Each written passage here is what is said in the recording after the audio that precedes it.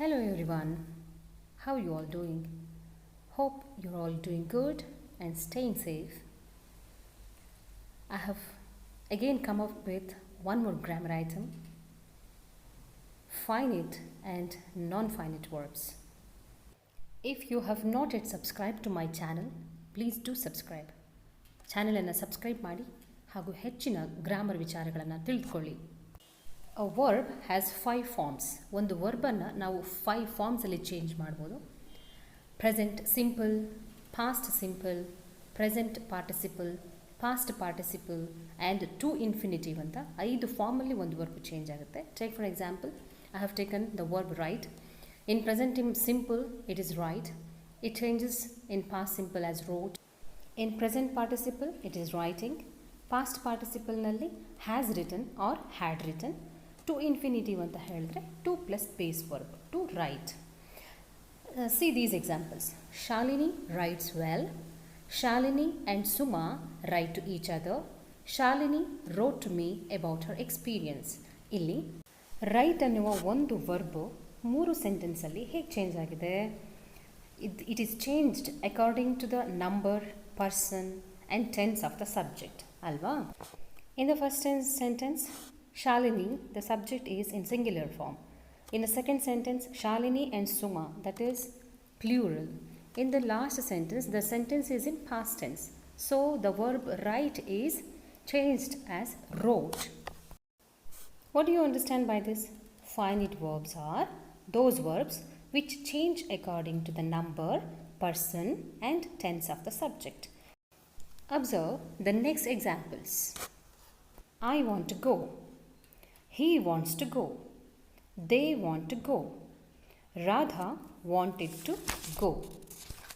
ಈ 4 ಎಕ್ಸಾಂಪಲ್ಸಲ್ಲಿ ವಾಂಟ್ ಅನ್ನುವಂತಹ ವರ್ಬ್ ಇದೆಯಲ್ಲ after the subject, that is the finite verb which changes with the change of number, person and tense. It means the finite verbs carry tense on their own. ಅಂದರೆ present and past forms of ವರ್ಬ್ಸನ್ನು ನಾವೇನು ನೋಡಿದ್ವಿ ಪ್ರಾರಂಭದಲ್ಲಿ, ಅವೆಲ್ಲವೂ ಕೂಡ finite verbs and helping verbs next to the subject ನಂತರ ಬರುವಂತಹ helping ವರ್ಬ್ಸ್ಗಳು ಕೂಡ finite verb. It shows the agreement with the subject. Finite words agreement with the ಸಬ್ಜೆಕ್ಟಿನ ಜೊತೆಗೆ ಅಗ್ರಿಮೆಂಟನ್ನು ತೋರಿಸ್ತವೆ. See, one example is here. My sister went to school to become a doctor. Here, my sister is subject. Went is verb. Adu past tense verb. To become, it's a non-finite verb. So, my sister mattu went. Illi subject and the verb agreement anna ನೋಡ್ತಾ ಇದ್ದೀವಿ. ಇಲ್ಲಿ ನಾನು ಒಂದಷ್ಟು sentence ಕೊಟ್ಟಿದ್ದೀನಿ ನೋಡಿ ನಿಮಗೆ. ಅದರಲ್ಲಿ ನೀವು ಫೈನಿಟ್ ವರ್ಬ್ ಯಾವುದು ಅನ್ನೋದನ್ನು ಫೈಂಡ್ ಔಟ್ ಮಾಡಬೇಕು. I am a student. Yudhishthira sent Nakula to fetch water. People were shouting. I came out of my home. I feel it is dangerous. ಇವೆಲ್ಲವನ್ನು ನೋಟ್ ಮಾಡ್ಕೊಳ್ಳಿ ಮತ್ತು ಫೈನಿಟ್ ವರ್ಬ್ ಯಾವುದು ಅಂತ ಐಡೆಂಟಿಫೈ ಮಾಡಿ ಬರೆದಿಡಿ. ಅದು ನಿಮಗೆ ಪ್ರಾಕ್ಟೀಸ್ ಆಗುತ್ತೆ. Then we will come to know what is non finite verb. Non finite verbs do not change according to the number, person and tense of the subject. ಈಗೇನು ನಾನು ಫೈನಿಟ್ ವರ್ಬ್ಸನ್ನ ಬಗ್ಗೆ ಹೇಳಿದೆ ಅದಕ್ಕೆ ಆಪೋಸಿಟ್ ಇದು. I hope to pass, he hopes to pass, they hope to pass, Radha hope to pass. ಈ ಇಷ್ಟು ಸೆಂಟೆನ್ಸಲ್ಲಿ ಟು ಪಾಸ್ ಅಂತ ಏನಿದೆ that is the non finite verb. ಯಾಕೆ ಅಂತ ಹೇಳಿದ್ರೆ which does not change with the change of number, person and tense. You can see in the first sentence I is singular, first person, ಅಲ್ಲಿ to pass ಇದೆ, non finite verb. He hopes to pass. In the second sentence he is the third person singular, ಅಲ್ಲೂ ಕೂಡ to ಪಾಸೇ ಇದೆ. They hope to pass, the third sentence, ಅಲ್ಲೂ ಕೂಡ to ಪಾಸೇ ಇದೆ. In the last sentence also that is the past tense sentence, ಅಲ್ಲೂ ಕೂಡ ಟು ಪಾಸೇ ಇದೆ. ಹಾಗಾದರೆ ನಿಮಗೆ ಈಗ ಅರ್ಥ ಆಗಿರಬೇಕು ಅಂದ್ಕೊಳ್ತೀನಿ. Non finite verbs does not change with the change of numbers, person and tense. ಅವು ಚೇಂಜ್ ಆಗೋದಿಲ್ಲ. A non finite verb does not carry its own tense. ಅದಕ್ಕೆ ತನ್ನದೇ ಆದಂತಹ ಸ್ವಂತ ಟೆನ್ಸ್ ಕೂಡ ಇರೋದಿಲ್ಲ. ನಾವು ಯಾವ ರೀತಿಯ ಸೆಂಟೆನ್ಸ್ಗೆ ಹಾಕಿದ್ರೂ ಅದು ಆ ರೂಪವನ್ನು ಪಡ್ಕೊಳ್ಳುತ್ತೆ.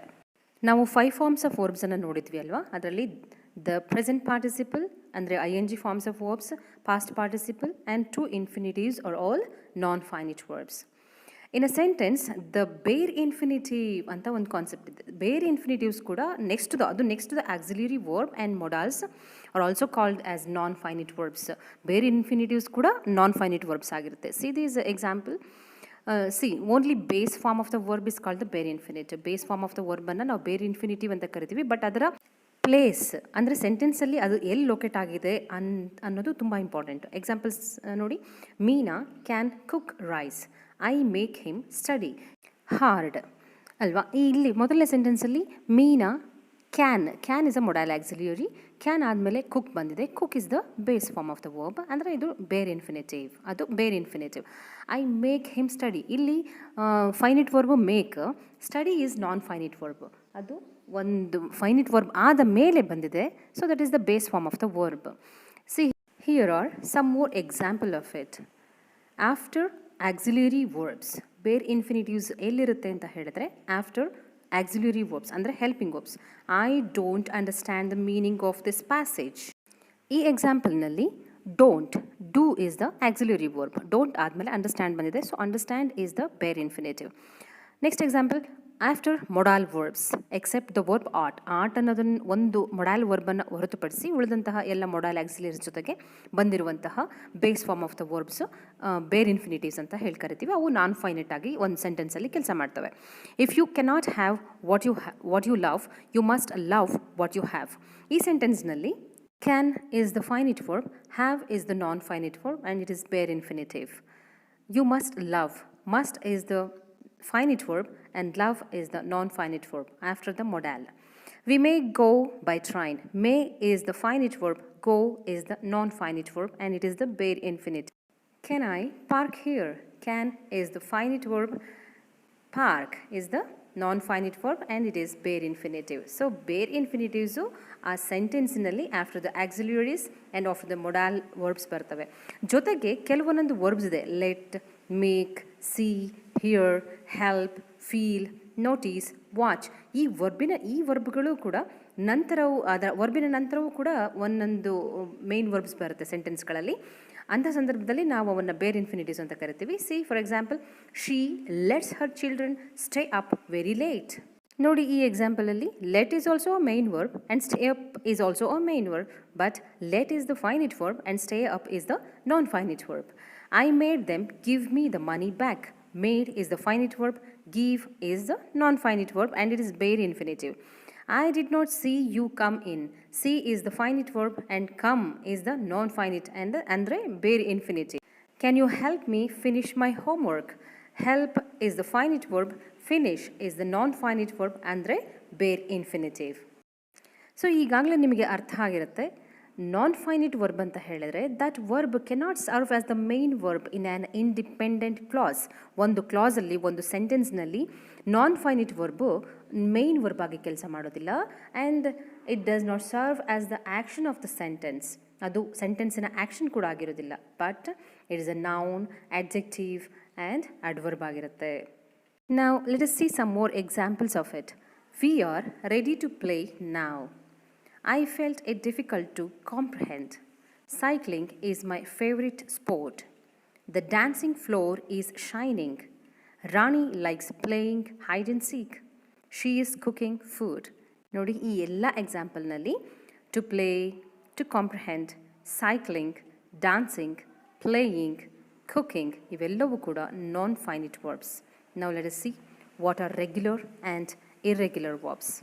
ಈ ರೆಗ್ಯುಲರ್ ಮತ್ತು ಇರ್ರೆಗ್ಯುಲರ್ ವರ್ಬ್ಸನ್ನು ನಾವು ಯಾವ ಬೇಸ್ ಮೇಲೆ ಐಡೆಂಟಿಫೈ ಮಾಡ್ತಿದ್ದೀವಿ ಅಂತ ಹೇಳಿದ್ರೆ, ನಾನು ನಿಮಗೆ ಮೊದಲೇ ಹೇಳಿದೆ ಒಂದು ವರ್ಬು 5 ಫಾರ್ಮಲ್ಲಿ ಚೇಂಜ್ ಆಗುತ್ತೆ ಅಂತ. Present simple, past simple and present participle, past participle to infinitive.